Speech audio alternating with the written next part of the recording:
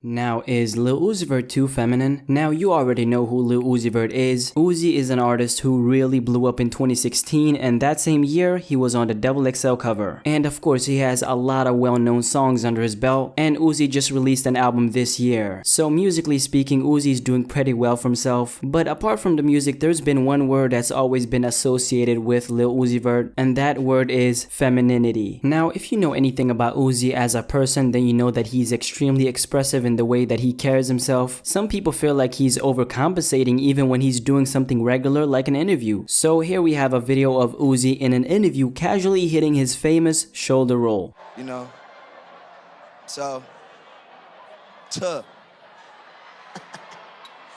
Awesome. I think that's like appropriate. But there's one picture that went absolutely viral earlier this year, and that picture involved Uzi and some women clothing. And here's the picture. You probably remember this moment. This picture really exploded all over the internet. Memes after memes after memes were made about this. But one of the most well-known moments of Lil Uzi Vert in his purest form is when he's dancing to Playboi Carti.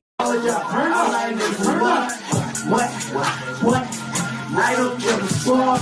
Eat that for the top. Nigga, try your love.